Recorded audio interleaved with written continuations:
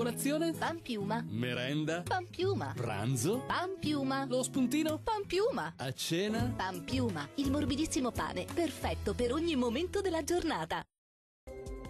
Pasquetta con tempo instabile sul Triveneto, ma con fenomeni localizzati tendenzialmente al pomeriggio e sui rilievi delle nostre regioni. Vediamo il dettaglio.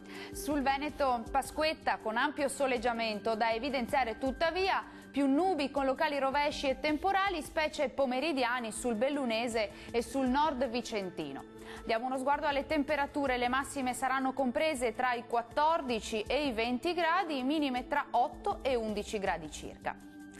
Come sarà invece la situazione sul territorio del Friuli Venezia Giulia? Un po' più di nubi irregolari sui settori alpini e prealpini, dove non sono esclusi locali rovesci o anche qualche temporale. Prevale il tempo asciutto altrove.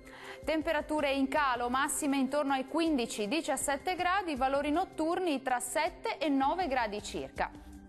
Da ultimo uno sguardo alla situazione meteorologica del Trentino Alto Adige. Qui avremo tempo generalmente stabile, ampiamente soleggiato, salvo più nubi con addensamenti e qualche debole precipitazione sui settori alpini di confine.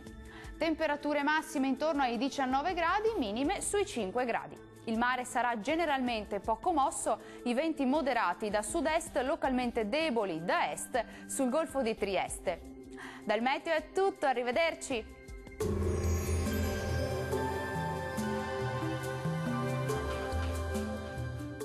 Colazione? Pan piuma. Merenda? Pan piuma. Pranzo? Pan piuma. Lo spuntino? Pan piuma. A cena? Pan piuma, il morbidissimo pane, perfetto per ogni momento della giornata.